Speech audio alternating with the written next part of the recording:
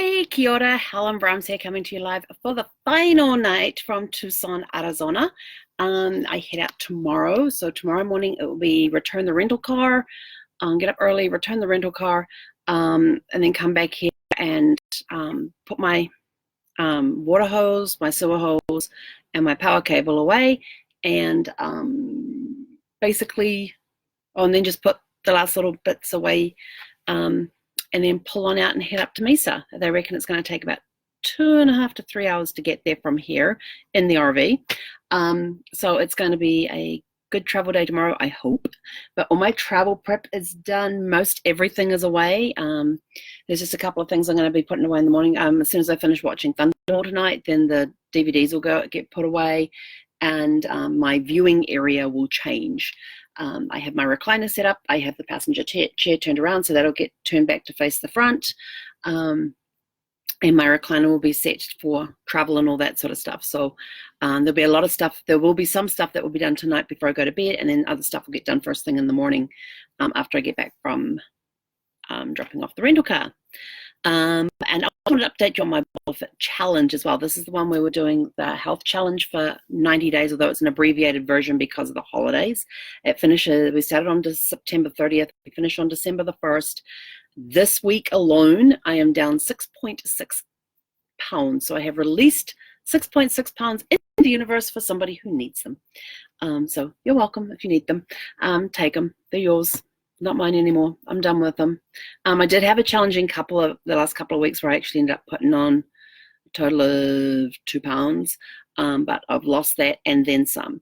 And what helped this week was that people in my team told me about Carb Manager, which is an app that you can get for your phone, and it actually helps you track the carbs that you're having, because the stuff I thought I was having that was low carb wasn't actually really low carb because of the carb content and all that sort of stuff. So that's really helped me focus this week on the keto lifestyle, getting the better fats in there, getting better protein in there, and reducing the amount of carbs. So 6.6 pounds gone this week. So not bad. Pretty happy with that one. Been released into the universe. Gone.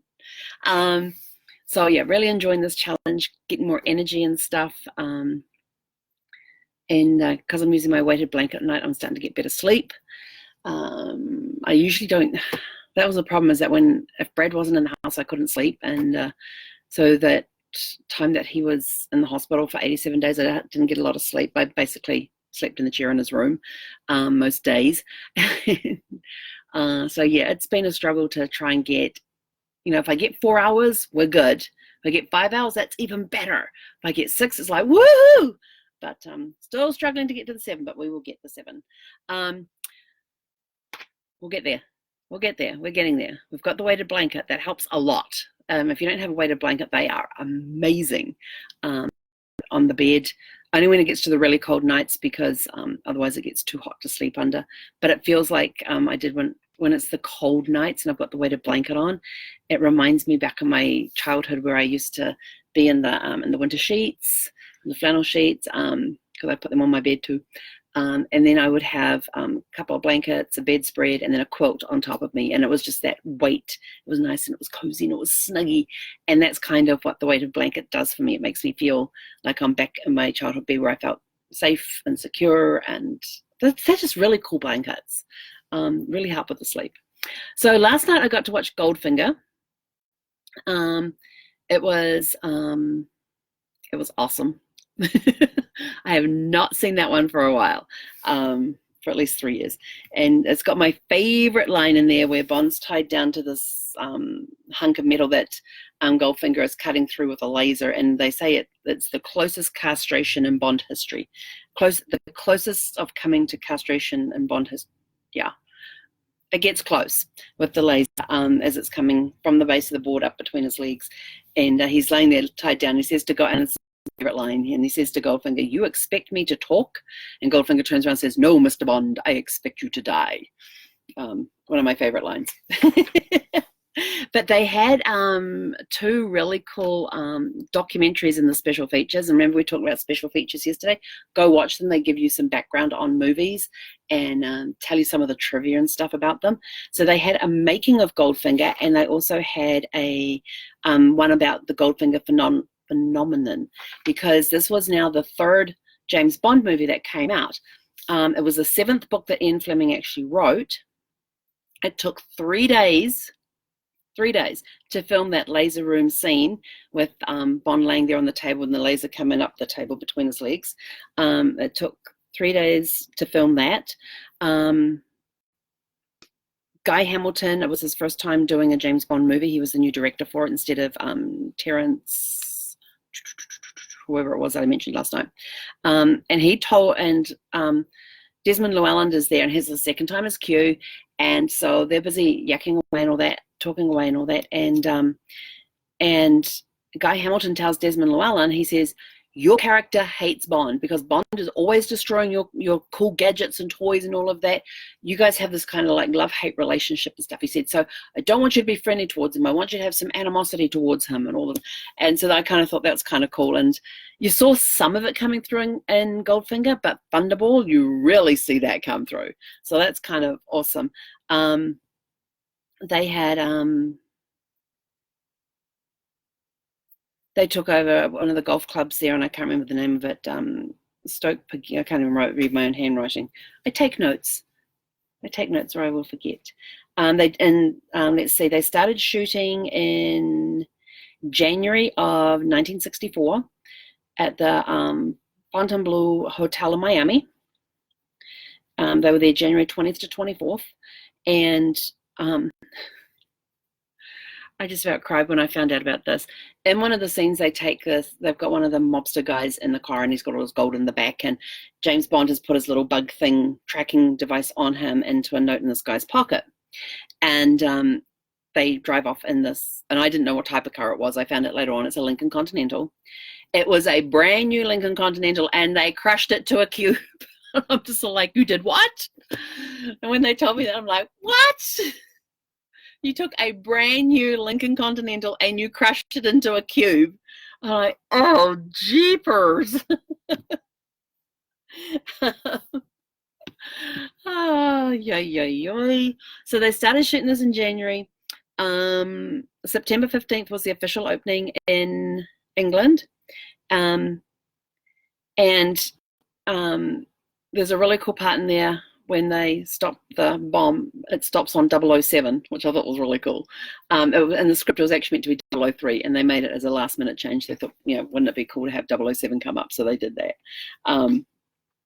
But yes, and then on December the 21st in 1964, it was released in the US, and Guy Hamilton went along to that release.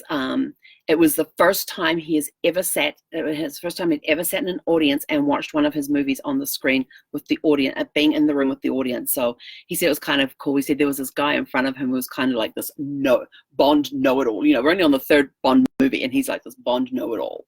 And he said it was quite fun in the movie to prove this guy wrong. So that's kind of cool. And they were showing some of the radio commercials, some of the TV commercials and all that. And they were coming up with things like 007 spells Bond. As they have the graphics change from 007 to Bond. And I'm just like, okay, whatever. But it broke box office records around the world. In the US, it had 64 theaters in 41 cities, and it was the fastest grossing film. It made back the $3 million cost in 3 weeks. Now, you got to remember, this is 1964. I have not researched what the conversion would be on all of that, but, for the third movie, they just said it just went ballistic. And the Aston Martin DB5, which is the James Bond car that they used in Goldfinger, a gorgeous, gorgeous car. Desmond Llewellyn said that it was the Queen's 40th anniversary. Now, I was trying to remember if it was 40th wedding anniversary. No, hang on. Did you celebrate the 70th? Maybe it was, maybe it wasn't. I'm trying to remember. It was the 40th anniversary for the Queen, for whatever. And he actually got to drive the Aston Martin from the movie past the Queen in some parade that they were doing. So I thought that was kind of cool. But in January of 64, James Bond became like a mega character all over the world. There are dolls coming out. There are cars coming out. There's spy gadgets coming out. Everything is branded with 007 or James Bond on it. There were replicas of the car coming out and in little toy size and all of that sort of stuff. Goldfinger just blew up the James Bond character. Whereas not Thunderball, From Russia with Love launched Sean Connery's movie career. Goldfinger blew up the James Bond franchise, and it's been rocking and rolling ever since. But still like that, he's things like James Bond, he's gunning for trouble. 007 spells Bond. So that was kind of like all this little fun thing, but seeing like action figure dolls and spy gadgets, some of the spy stuff you get to see. You had toy versions of those and the die-cast cars and all of that. And Goldfinger became a chart-topping song for Shirley Bassey, who sang the song, and they even interviewed Pierce Brosnan in this one. Now, Pierce Brosnan doesn't come into James Bond until GoldenEye, which is way down the track. But they had him on this one because he said it was the first Bond movie he ever saw was Goldfinger, and it changed his life. Oh, that is so cool. Somebody who years later becomes, Connery, Dalton, the fifth Bond. So the guy who becomes the fifth Bond, his very first movie he ever saw was Goldfinger. And he said it changed his life. So I thought that was really cool. And I'm still waiting for somebody to strike it right. What is the first Bond movie that I ever saw, and who was the James Bond in that movie? Still waiting for somebody to come up with the right answer. You guys are giving me some great answers and all that, but nobody has it yet. So keep guessing. Keep sending me guesses on which James Bond movie was the very first one that I saw, and who played James Bond in that movie. I will give you a hint. It was my very first date. My very first date I ever went on with a boy was to a James Bond movie. So yeah, if you know how old I am yet, that might give you a hint. I'm not going to tell you how old I was at the time, but my very first date was to a James Bond movie.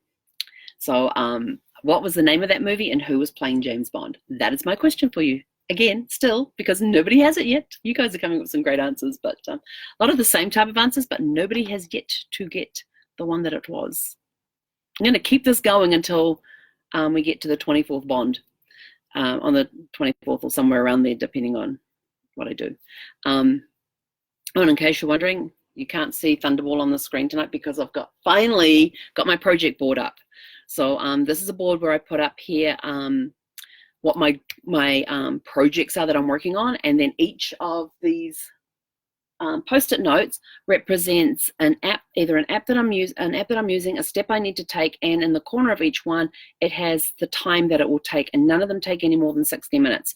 So it's breaking down a major project into small, manageable portions, and then each morning, when I'm doing my daily planning, is I come to this board. If I find I've got some time slots available, I go to my board and I'll go, oh, I can do that. I have 15 minutes, I can do that, and I'll take it off and go do it.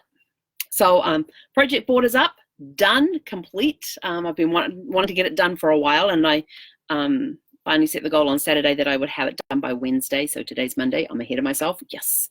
Now the thing is getting that board cleared and getting it redone again. So that's my next challenge. But yeah, so what was the very first James Bond movie I saw on my very first date? Not even going to tell you what year it came out because that would be a dead giveaway. And who was playing James Bond at the time. So private message me your answer. And we are making it a competition. So nobody's come up with the answer yet. And it will run through the month of November. As long as I'm watching James Bond movies, that question will still be going. And if we get multiple people with the same answer, then we will have a drawing. Okay, so that's it from me. I'm off to finish watching Thunderball, and have a super fantastic sparkling evening, and we will catch you guys tomorrow from Mesa, Arizona. Heck con era.